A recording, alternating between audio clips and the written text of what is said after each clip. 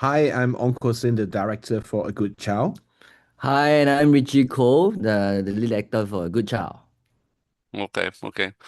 So first one for the director, tell me a bit what initially drew you to the story of Christopher Lim and why did you feel it should be told now?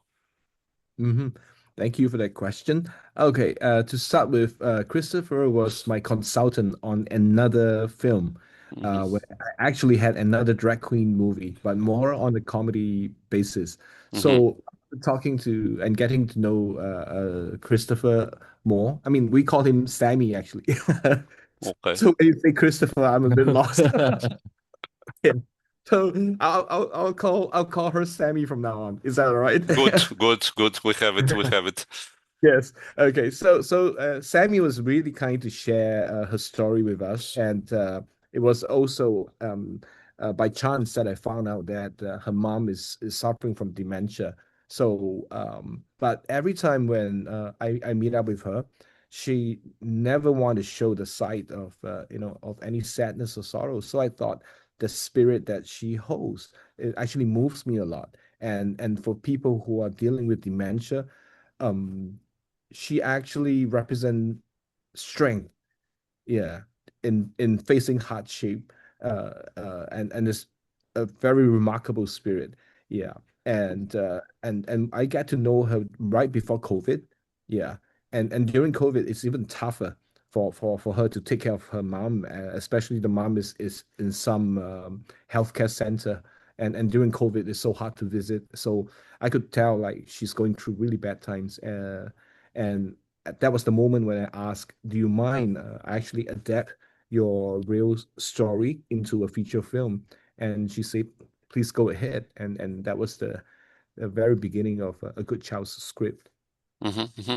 And the film essentially combines, you have the concept of caregiving, also the concept of identity and family drama. So how did you combine all this, would you say?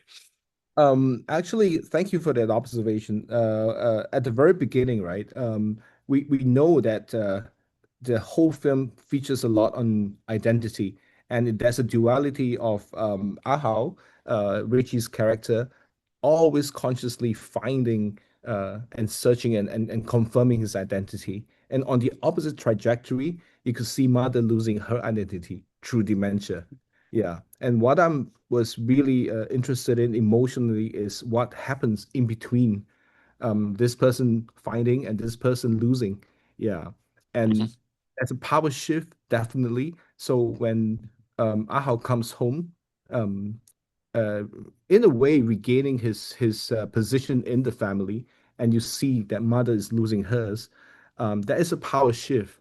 And at the end of the story, definitely Ahau is in control. But what do you do with that control? Yeah, do you use it for dominance or do use it for protection? Yeah. Hmm. Hmm. So I was interested in how this power shift works in this story. Hmm. Hmm. And the next question for Richie, tell me a bit about your character. How would you describe him as he's here, as he's in the movie? I think on the outside, the character feels very powerful. He's dominant in what he's doing. He's the alpha in the industry that she's in. But on the contrary, how she feels inside is actually being defined by what the society sees her as. So the struggle between, do I want to let people know who I really am, or do I have to put on a strong front, to really let down my walls and let people to come into my life? So I think the thing that attracted me to the story was this raw and true society issues that many countries have.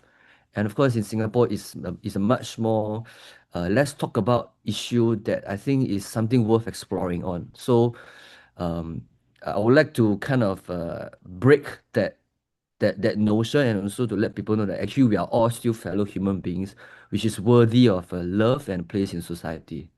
Hmm. Hmm. And your character has like this duality. On the one hand, is a caregiver, but also a drug performer. So how did you work with these two different identities, essentially? I was dealing with a lot of identity on set, basically. because I'm a man trying to act as a woman, and then also at the same time having to deal with a mom with dementia. So there were a lot of Mm, struggles. So I think me struggling to find the character was also something that is raw, while we were filming as well. Yeah, so the struggle came in because there were a lot of they actually has to excuse me from quite a few public places so that people are not they're not shocked by how I dress in while we were filming. So at the same time, I get to experience this mhm, uncomfortable feeling and or the uncomfortable eyes that people are giving as well. So it gives me a very good start and sets the tone of how the movie is going to be like, how the Mhm, film process is going to be like.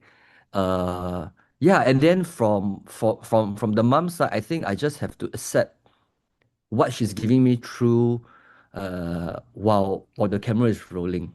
Yeah, we want to do everything in the moment. We did have a little bit of a workshop and then we just touched base.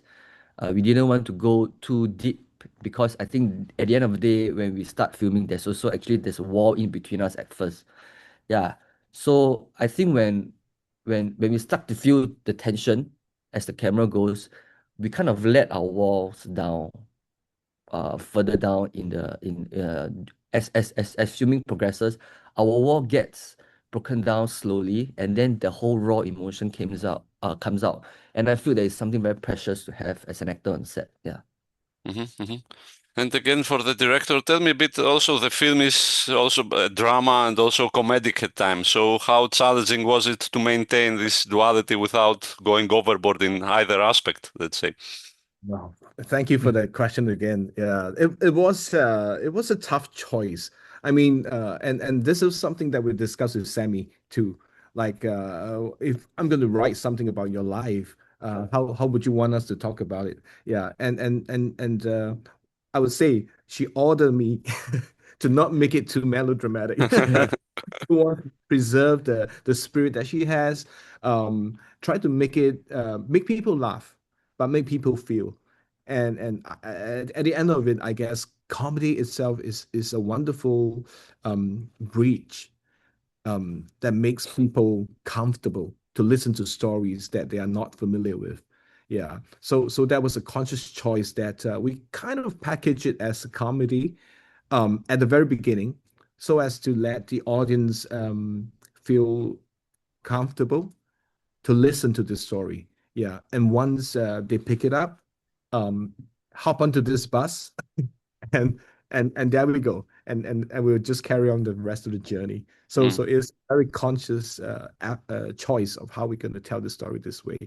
mm, mm. And same question for Richie, essentially, how did you balance humor and sadness in your character? And which one was more difficult for you, let's say?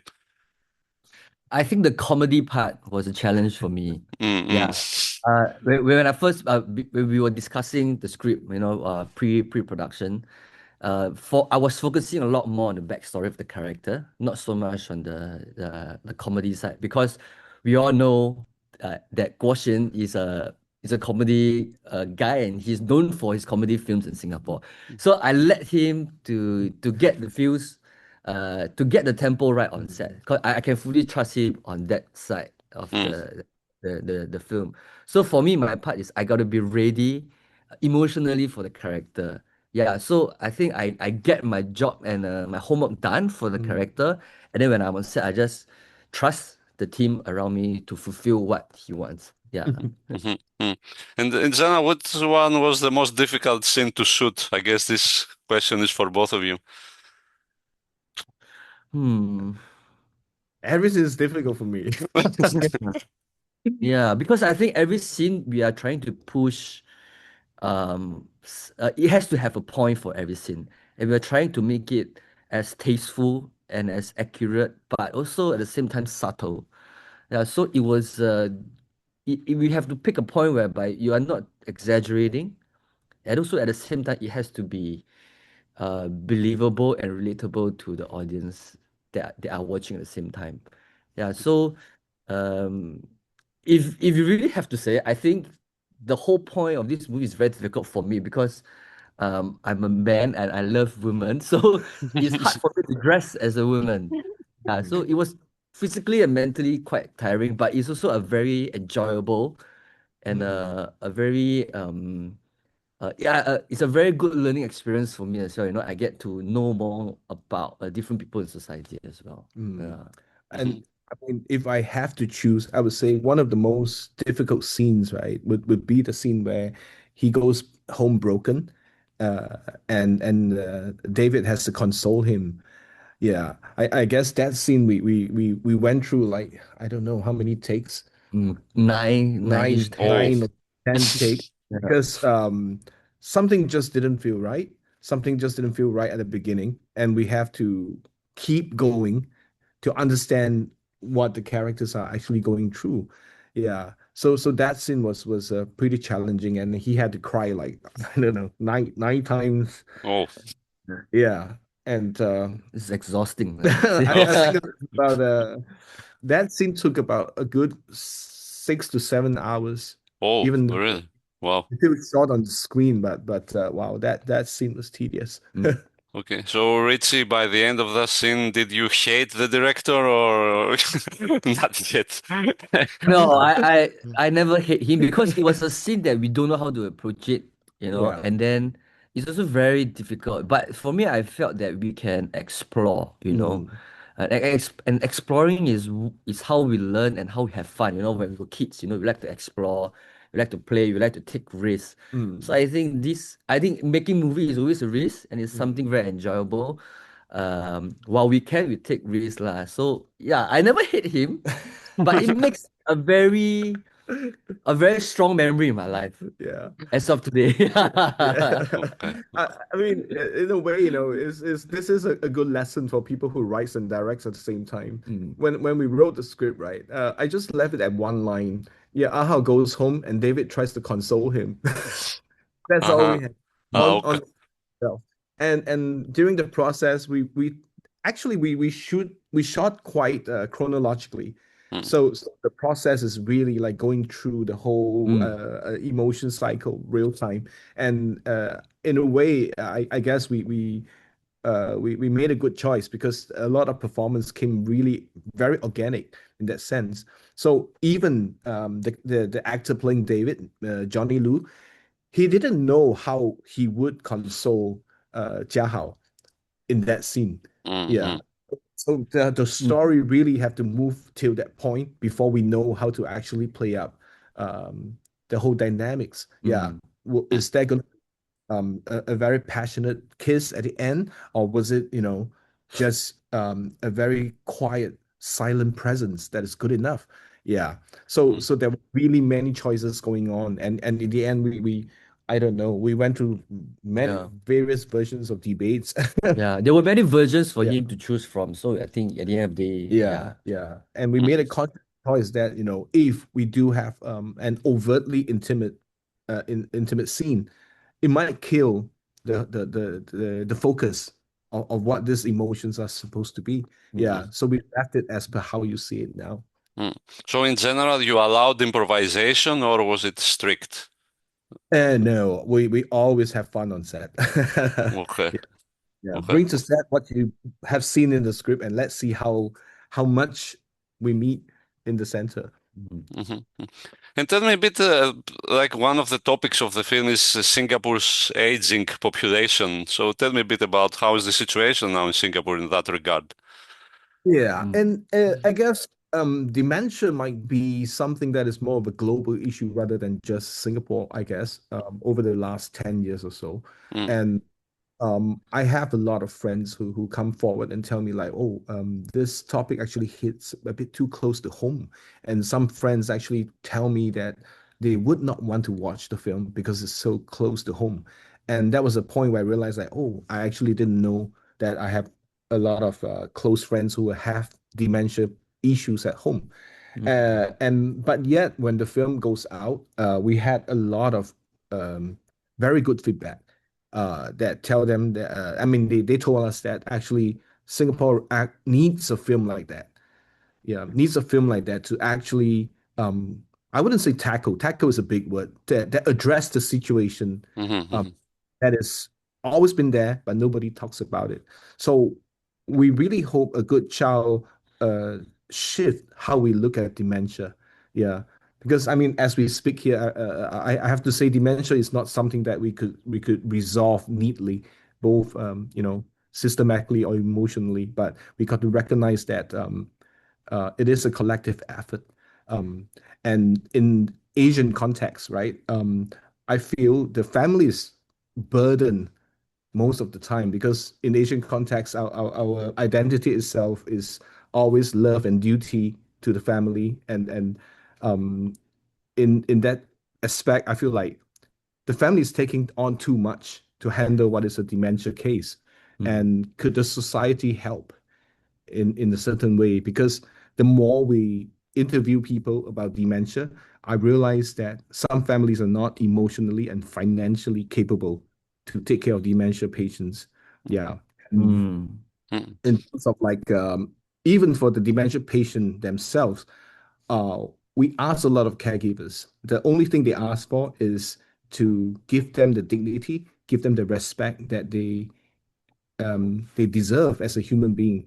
So hopefully, with this film, I wouldn't say it's an appeal, but at least we hope the people could choose kindness above anything if they could have to make a conscious choice. Mhm. And the film has screened in Singapore, or Yes, it has yeah. screened in Singapore last No, October. Last Ah. October. And how was the reaction of the audience? How? Um, I think they are quite surprised, and it was kind of a big, I wouldn't say big, but it's something that everyone starts noticing because it's an issue whereby many people are. We know that this is an issue, but like what director Ong said, it's not being addressed, and it's something that we want to dive deep into. But sometimes you wouldn't want to, poke the bubble, right? You don't want to make things ugly for people to see. Yeah. But I think when everyone watch it, they kind of it's like a healing process if you follow the journey.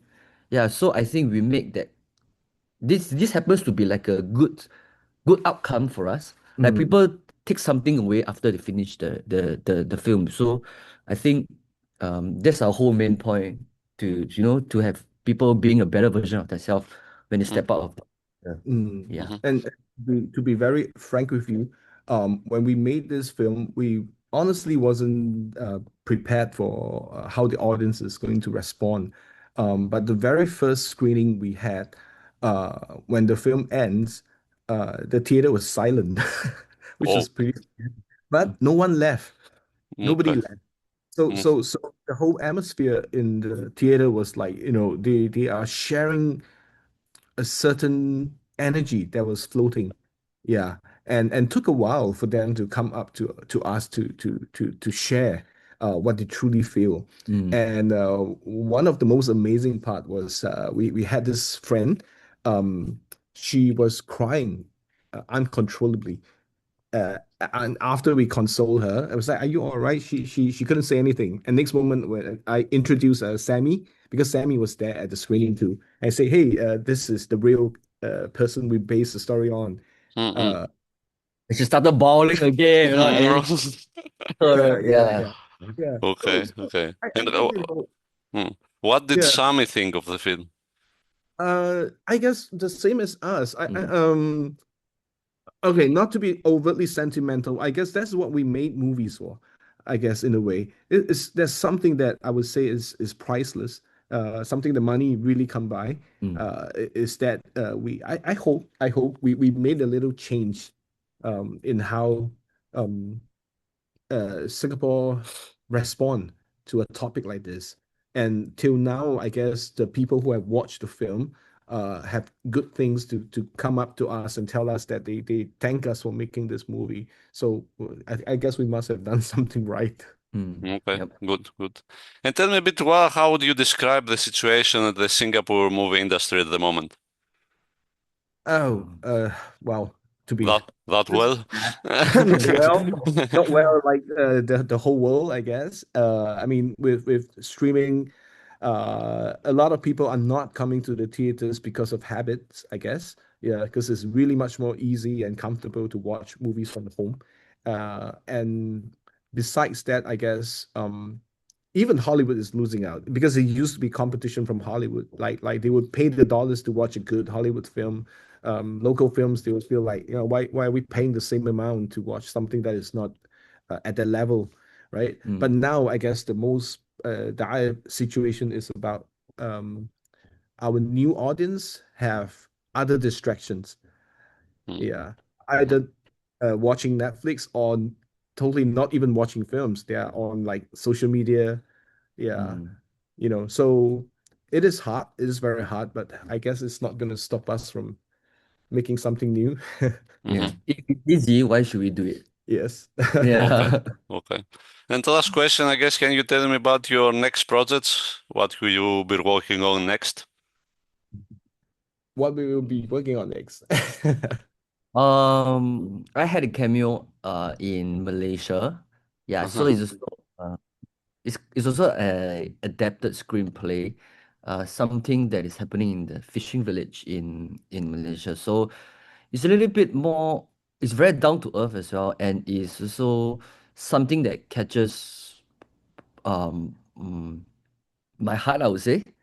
Yeah, so I think that would be it will be something that I look forward to watching this year. Yeah. Mm. Okay. Will you Yeah. play another drug character, you think, in the future?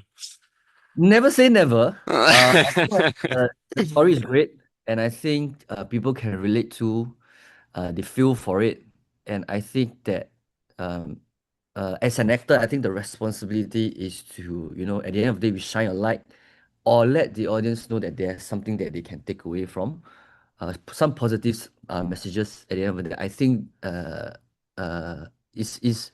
is definitely something worth looking at. Yeah. And for you, Kuo Sin, next projects? I'm unemployed. No. In all seriousness, I'm catching up on some scripts. Yeah, but too bad I signed an NDR. I couldn't disclose what Okay, I'm. I understood. Okay, Yeah. all right. Thank you Okay, for understanding. okay. Yeah. Well, I guess that's it, guys. Thank you very much for your time. Thank Thank you, you, Panos. Panos. Good luck with everything and hope to see you in a festival somewhere. Thank you. Thank Okay, bye. you. Mm.